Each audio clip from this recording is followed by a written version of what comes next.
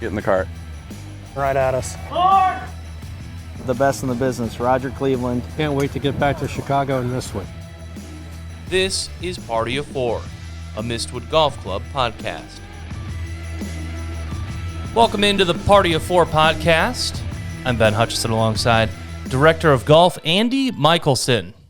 How you doing, Ben? I am doing great. It's been a bit. Been a bit, but we're going to be bringing it back. If we're going to keep that ranking, we gotta keep pumping. This is big, we were voted the best golf podcast in Illinois. I know people at home are like, no, you weren't. We were, and we have no idea who ranks this or anything like that, but we're appreciative and we're excited. We are very appreciative. We should real quick bring in, also starring Scott Hogan. How we doing? Good. And we should also bring in Superintendent Ben Kelnhofer before we talk about Seems to be a fairly regular guest. America. He's almost starring, but we need to leave that seat to fluctuation if needed, even though he offers and brings a lot. But yes, America, gold medals, men's and women's hockey, golden goals. That was some exciting hockey. Ben, I know you're a big hockey guy. Yeah, it was great to watch on both ends. Super proud of those U.S. teams. It was fun. It was good. Hey, we need a little patriotic spirit in this country. Little stress, but I was blown away by the 3-on-3 thing. That's how much hockey I watched. I thought that overtime was always 5-on-5. That's awesome. In championship tournament situations. I thought it was 4-on-4, so the 3-on-3 was a loop. I thought it was great. Well, I think the NHL, if you get down to the playoffs, they still play 5-on-5 into overtime and full overtime. That would be until like the goals. If you went into overtime in football and 7-on-7. 7-on-7. Yeah, That'd be absolutely. awesome. Yeah. Well, we can get to golf, and we can celebrate that as well. Andy, you're headed back to Pebble Beach next week. Yeah, buddy. What is that for? So I was first alternate on the list for the Pebble Beach National Championship, so I get to go try and relive memories, dreams from years ago. So I haven't been back there. This will be the first time in 9 years, so long time ago. So I was very fortunate, both in 2016 and 2017, when I did play there. So I think for me, and I was saying this to Frank this morning while we were both in that playoff. So that's the hard thing about golf, right? Wish he was in, wish I was in together. But anyway, I don't hit it any shorter than I did 10 years ago. I could literally go back and see those things. I've got old video TrackMan stuff. It's just mentally, I think the biggest hurdle for me next week is going to be hey, dude, you've played here, you've played successful here, just go do it. So I think the different part for me is that span over time, probably not as hungry and as I was 10 years ago, but I got a week to figure that out, and usually can pull myself together. Those courses are so much about the putting element. No one talks about that around there, but you have bumpy point of greens just the way it naturally is, and you got to just put your eyeballs out. So You didn't just play there. You won there. I won there in 16, and I thought I won in 17. We had a little snafu at the scoring table. Oh, wow. At the end. That's actually a crazy story. So I was actually... We're here. Yeah, okay. So 2017, I'm standing on the 18th hole. I think that all I have to do is make a par because I thought I was 2 up. I had my scorer had me 2 up. My standard bearer had me 2 up, and I'm standing on the 18th hole at Pebble. Rip a nice little draw 3-wood down there. Yeah, draw, I know. I'm working on phase, but we drew that one. Didn't really have a swing it going for it. I was kind of behind that tree a little bit. Actually hit a kind of a crazy shot. Hit a low hooking 4-iron around the tree. So I was actually exposing myself to the out of bounds a little bit, but had pretty good control of the golf ball. So wrapping around that tree, and I left myself. I still remember the shot. Still remember there. 137 into a cross from the right. Pured this 9-iron, hit it perfect, exactly how I wanted to. Runs a little bit by the hole. It's got that traditional front right pin placement that you see. They always put it there just for us, which is cool. They put it in the exact same spot that they put it on Sunday for the Pebble Beach Pro-Am. Front right, hit it just behind it, maybe 12 feet. I mean, it's lightning downhill. You could easily 3-putt that. Just kind of dangle it down there. I think I had a 2-shot lead, no big deal. So Rod Perry, who I'm playing with, great club pro out of Florida. He hoops it from like 40 feet for birdie. Like, no big deal, whatever. I'm bro hugging because my brother was my pro-am partner, thinking that won this and everything's great. And I've celebrated. I'm like fully celebrated. Like, this thing's done. We go to the table. My score's adding up to 73. And then go through, his score's adding up to 72. I'm like, wait, did that again. Because I had a 1-shot lead going into the day. So I was 500 at Spyglass and then came to Pebble. Just keep adding up. I'm like, how's it possible? And I checked with the score. Like, the whole thing was so confusing. And then 5 minutes later, it's like, all right, first tee, let's go playoff. So I like barely like hit 2 terrible shots, get this thing up and down on one, and then make like just a sloppy 5, maybe a sloppy 6 on the second hole, and he ends up winning the playoff. So I literally went in a 20-minute span from going, oh my God, this has got to be like the biggest golf achievement in my life. I come back to repeat, to win at just this iconic place. This is going to be the highlight. This is like, it felt like literally the highlight of my golf life, being able to do that and accomplish that, knowing going in that you were the champ and you did again, to holy crap, I just lost. Then the fun part of that story is we had a little bit of fun that night. And so my wife calls me the next day. She goes, how much did you win? I said, well, so-and-so and change net.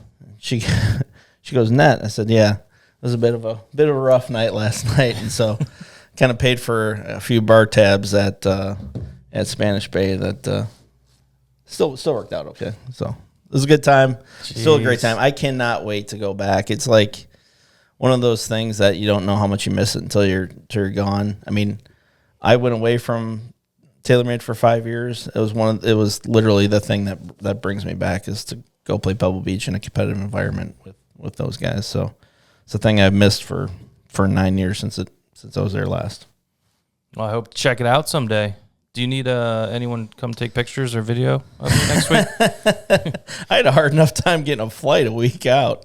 I cashed in favors. I cashed in every airline miles, whatever I got. I didn't get beat up too bad. So a week out, it's kind of tough to find a flight from Chicago to San Francisco, or you're not, selling a kidney. Yeah. Ben, how's the grass out there compared to here?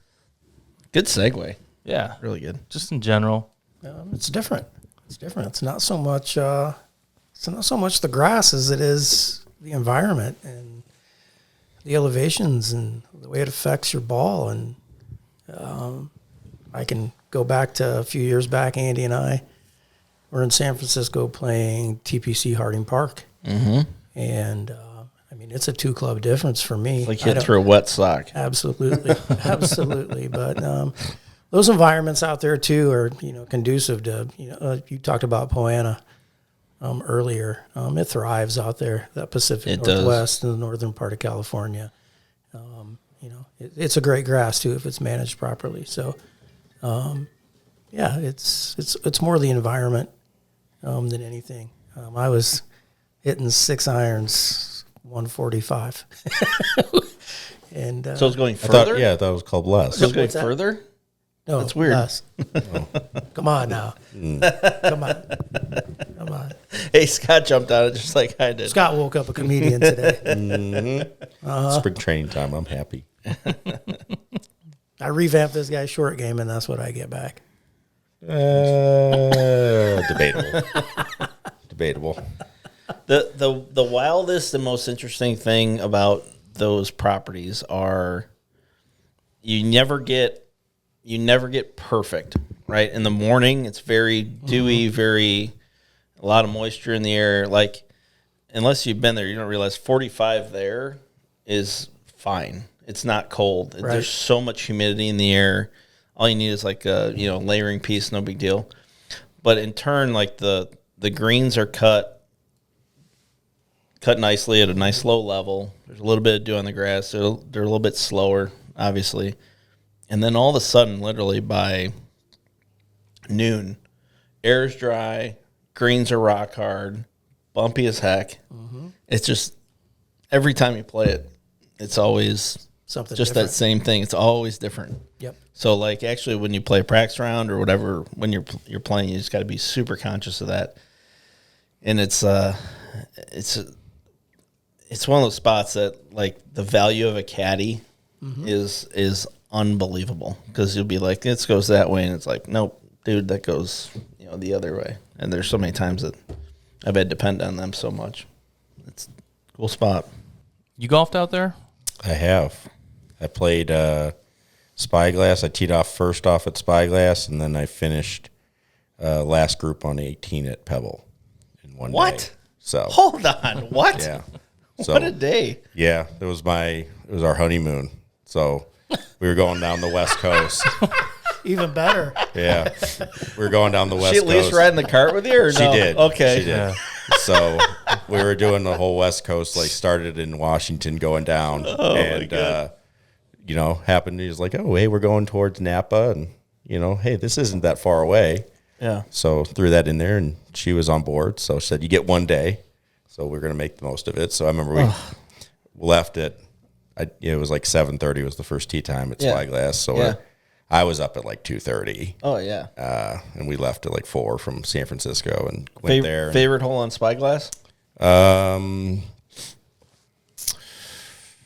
probably, just because it's super unique, is number 4. Oh, I was going to say the same thing. I think it's the craziest hole. Yeah, I did like number 3 just because you can see like Cypress and stuff, like those holes on the ocean. I like Spyglass a lot just because I thought like every hole, like I get it's not like on the ocean. I think that's always a little overblown too, though, because like even when you're in the trees and stuff, you look over, you're like, yeah, there's the ocean. Yeah, it's right through there. It's right there. Yeah. Like 7, 8, 9, 7 through like 12. It's in the forest. Mm-hmm. But yeah, as you kind of just a lot of good shots. Yeah. And then we went to Pebble, and I thought Pebble was wild because it had happened. I was supposed to play Spanish Bay, and then somebody canceled Pebble that day, and so we was able to go ride around. But yeah, wife rode along the whole day, and she loved it. She found a ranger that told her all about the Pro-Am and all the celebs, and so she had more stories. What do you think the most boring hole on Pebble is? So Pebble's my favorite course, but there's a few bad holes. So going from Spyglass to Pebble, I was actually a little bit underwhelmed at the start. 1, 2, 3. All right. And you're like first off, like kind of like what you said, like you tee off on Spyglass first, and it was in perfect condition. Yeah. And then you and go Spyglass's most dramatic holes are those first 4 or 5. Yeah, and then you go to Pebble, and it's like you tee off like in a mall. And this was I played in December. It's like lined both sides with the. And I played in December, and I hadn't played. And, I'm like, all right, I'm going to hit a 3-wood, and there's like kids walking over here. I'm like, I could heel this like into their face. It's like, so it is it's a wild thing because you're like even when you pull up to the gate, you're like, where is this place? Where? And then you're like, oh, it's this tiny little arch thing. And then you like walking down the walkway, you're like, oh, where's the tee? And you're like, oh, there's people walking with golf bags. You're like, oh, this is the first hole. Yeah. It's just kind of wild. So, but yeah, like you go through 1, you go through 2, like it's really tight. 3, we had a car driving through the fairway to the beach club, right? It's such a, you're like, how is this real life for people? But it is. And then you get to 4. Once you kind of get up to 3 green, and you get to 4 tee you see area, straight through from 3 6. green, you see straight through 17. Yeah, and then you see 6 going up the hill, and then it kind of clicks, and you're like, I all just right. feel like once you get past those hedges, past Beach Club on 4, Then you're it's like you're on the moon for the next even 2 hours. I mean, even the holes like 11, 12, like 12 probably is a boring hole just because I don't know. That's Par 3? Yeah, it's blocked. Then you go to 13, and you like same thing. Like everybody was always like, "Oh, it's not on the ocean," but the ocean's right there. 13, and this is not just because I'm a dinker. 13 was a much, much better hole from like 390. They bumped it back to like 450 or something like that. It's just not the same. That green had a bunch of slope. It was a smaller green. They redid it to make it bigger green and then make it longer. I understand you have to make it for future play, but had a ton of slope right to left. A lot of like intricacies of how that shot came in. That's now gone because somebody like me, I'm ripping 5-iron in there now and just hoping it finds the green somehow. Where before there was a lot of kind of unique shots. Yeah, so I would say 1, 2, 3 like were a little underwhelming, and then it just kind of explodes. And I you're think like it's 15 and 16. 16. I didn't particularly. Yeah, 16 was whatever. We got to the point because it was the end of the day. Yeah, and we were behind a foursome, and it was just us as a 2. Yeah. I was paired with a random guy. And we're trying to finish. We know the rule. And the rule is if you have to have the tee in the ground on 18. If you have the tee in the ground and they come out, you can play it in. Mm-hmm. But if you're waiting, they're going to pull you in. So we had a foursome in front of us. It was a guy, his wife, and 2 kids. And those 3 do not golf. So they're out there like whiffing and all this stuff. And we asked, we were still waiting on you. They were waiting and all that too. Yeah. But we kind of asked him like, what, he's like, we just need him to experience it. And on 17, we forced our way into their group and made a 6. Yeah. We're just like, we're going with you. And they didn't even give him the option. Played with him. So then we're on 18 as a 6-some. I've got the ball on the tee and the guys come in, and then the guys behind us are sitting there and they pull them in. And let us sit there. Oh, my God. So, you don't get to play the 18th hole at Pebble Beach. No, wow. Which I played it in the dark. I think I hit it in the fairway. Never found it, but I just assumed it was drop in there. them by the tree. That's pretty much what I did, yeah. And all right, we're good. So, yeah. But, yeah, that was a decent day of golf. I bet. Man. So, place is awesome. Yeah. I don't know, like, I've always said if I had $50 million to kick around in, like, I don't care, taxes, whatever you want to charge me, whatever, I'm going to live right there. I'm living right there. The stories of the houses, too. Like, the one house was a guy, that was the one story my wife had, was that the one guy bought a house in front of his house so that they wouldn't knock it down and build up and block his view. So he's paying, like, $15 million a year just to not block his view because that's what he has. So. And then the house right behind 10 Green was originally built by Gene Hackman and then sold to AT&T now. So AT&T has like $100 million of property around that golf course. Really? It's kind of wild. They've got like an entertainment home off of 3 Green. They've got that house behind 10. They've got one off of 14. It's pretty wild. I've done part of the drive, haven't done the golf. I'll try to get the golf down in the future. But I know sometimes it's tough, but we got to go from Pebble to Mistwood. A lot of people enjoy both places. Mistwood's got better greens.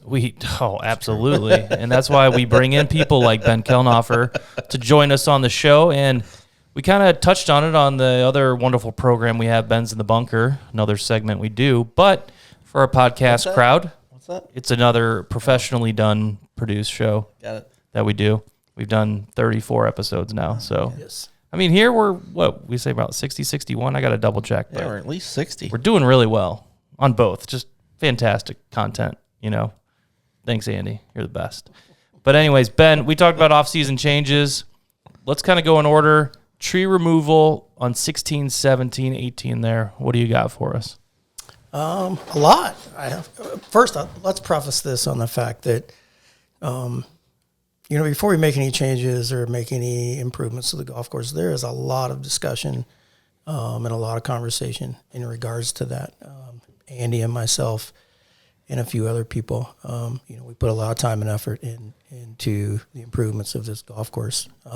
That being said, I think with the tree work that we've done, we really consider how it fits architecturally. We consider playability, and we consider the aesthetics of it all. So those are some major factors that are involved with that. As far as 16, 17, and 18 go, that is, there's a lot going on there from a turf health standpoint, just, taking down all those large cottonwoods and exposing that turf to actual sunlight, quality sunlight, is super beneficial to the turf back there. From a playability standpoint, and Andy can chime in on this as well, it really opens the hole, and I think is more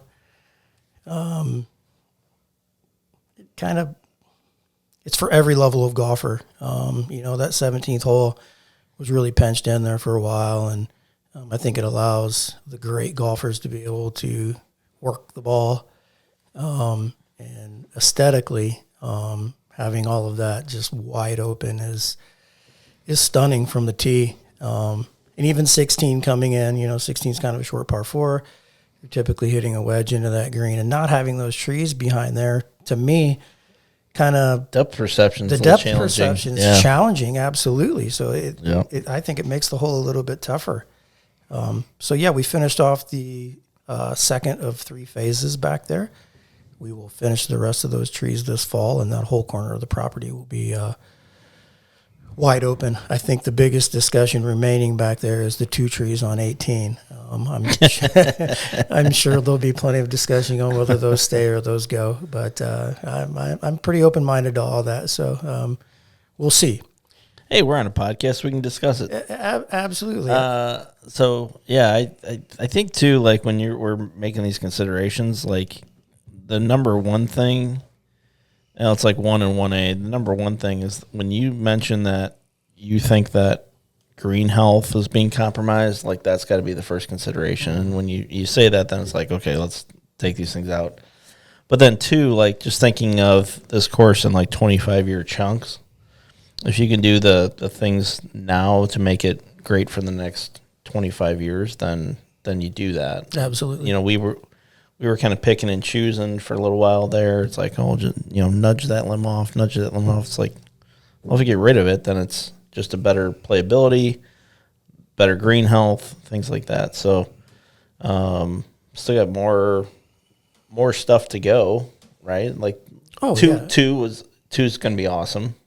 That's another one. Yeah, same thing there. That was just, we went through there. A lot of the trees between 2 and 6 were just garbage trees, a lot of box elder and some other junk in there. But we went in there and we selectively picked out 3 specimen trees that we kept, and we cleared the rest of it out. And what we got was some pretty awesome visuals. I've heard some comments in terms of, not that it's ruined the hole, but maybe it's not well liked, but the hole's to the right of that area. Yeah. So from a playability standpoint, I think obviously it's going to speed up play because people are going to not spend so much time looking for the ball in those trees.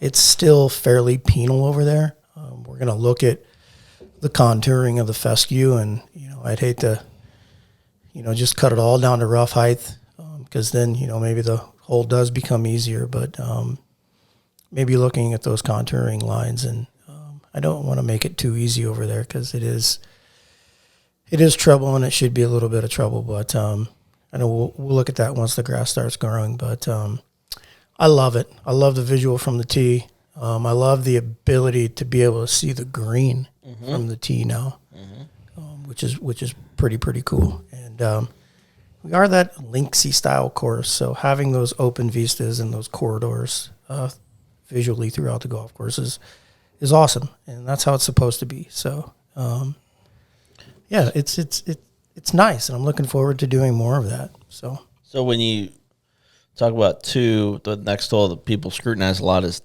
10. What are some of the limitations we have on 10? What do you think is going to be the ultimate look and plan there in the future?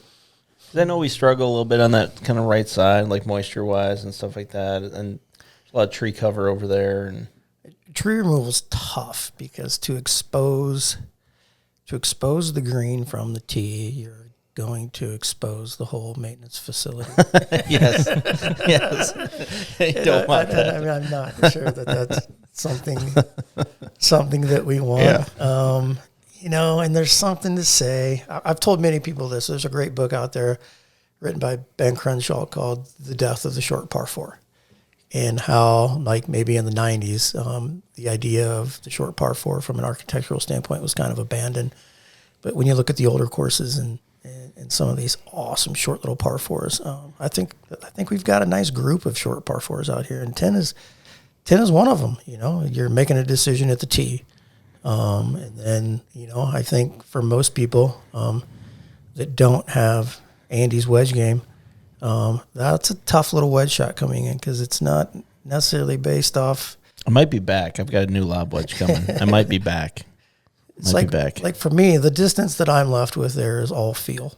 It's not like, okay, it's X yards and this is the club I'm hitting. For me, that becomes troublesome when the shot becomes all feel. I don't know. I don't know what the future holds for 10. I think it's a good little hole. For me, it's birdie or bogey. I don't ever par that thing. So I think maybe doing something from an aerial standpoint and getting on a map and just drawing this visual line and kind of imagining what we would have to remove in order to maybe even just see the front portion of that green, and then kind of making the decision from there. Because like I said, you don't want to open up the farmer's property, and you don't want to open up the maintenance facility. But of course, there's other ways to go about that, but it would be a much larger project than I think we'd want to dive into at this point. Okay if I break news here? Yeah. All right, so we're actually hosting the 2027 State Am. There you go. It's awesome. Breaking news. Awesome. I don't know what the clap is on here, but no, that's the wrong one. There we go. Got it. All right. There we go. Nice job. So last time that we hosted the State Am out here, some unique boxes, especially on the last day, were chosen. The back box on 15, the back box on 5, and I think 5 was played every day from that back box. I believe so. I think 7 was played every day from that back box. Any other unique combinations you think that we should be presenting to them as they come this time? Is there a 6-13 something or other that could possibly happen? That's a couple of we'd pine have to trees really get cut down there. Take it off a 6T down 13 maybe. You could. You would have to shorten the 6th hole to do so. Split T. Or split tier. There you go. You could. Split you could. tier. Absolutely. That's an option. Did they play 8 from all the way back? We played 8 because I was a marker on the last day. So I'm hoping again that we have an odd number. What did we play? We played 8 from the back on the last day. They played 8, I think, in the first. Most of the rounds were from that back tee. I think one of the rounds was at the 550 tee. But that's a good question. I still think there's room for. There's not a lot of room out there for additional yardage. I think there's yardage to be had on 6 and 13, and I think there's yardage to be had on 18. Yeah. But as far as that goes, did they play 15 down by the water? I think I think that one's tough. Oh yeah. Because you lose your elevation. First 2 rounds was down by the water. Exactly. That's what I thought. And you don't realize being at that water level, if you have played Mistwood before and you're up on that hill on 15, the difference of that, even though like in the book it doesn't look different, the difference of that's probably 20 yards carry. So I saw this one kid, first group coming through, first day, hits it on 15, thinks he can cover with like a 2-iron or whatever it was, hits it, club twirls it. This thing drops 15 yards short right in the middle of the water. I don't think he ever played that tee before. I think he was going based on, where we usually have it kind of up on the hill a little bit. And that was just comical. And then I came back to that hole, and the guys have been dumping it in here all day long. So I think it's actually a tougher visual, but that back tee, we played it into the standard wind is into there. Yeah, absolutely. I melted one and put it in that little finger of fairway that's about 12 yards wide on the right side. I couldn't cover going straight. It's But as far as like, the test we presented, it was awesome. It was unfortunate we had some wet weather. We had zero wind, but it was a great test and ended up being a great finish. So that's all you can root for. What about, since we're on the subject, All right. par 71, finishing hole 3, Yeah. would be 18 as a par 4. I think that would be the play. Yeah, I think that'll be the play for them. This actually wasn't that the play last time? I don't think it was. I think that makes a ton of sense. That's a good. Because it's gonna be par down. 4. It's gonna be down from the right. It was down from the right last time, and if you remember, like Farnham ran it all the way through into the water down that right side. He did. Yeah, in Then he hit in regulation. I think he hit 6 and he iron. stoned. Yeah. He stoned like Yeah. a 6 iron like And this. made the putt. Yeah, and made the putt. Yeah. And water ball 4 to win it. That the length of that tee. There's tons of tee space with tons of variability for yardage. I think that gives you the ability to do that as well. Yep. You can really make that long par 4 any yardage you would want. Yeah, so caution all of you out there. As you get into July and 27, you're going to see longer rough out here and Yes, sir. a little firmer conditions. Yes. So, yeah, Looking there forward you go. to Breaking news. That's exciting. Okay. That's awesome. Last thing I want to talk about is ultimately what happens between now and April 1st as part of getting the course ready to go. A lot. Are you going to be busy? Yeah. We are. Root for warmer weather. Well, I have abandoned the idea of waiting for warmer weather. We have been on that golf course for the last 2 weeks, and it's been cold, and we are just getting a jump start on everything. We just finished grading out the paths today.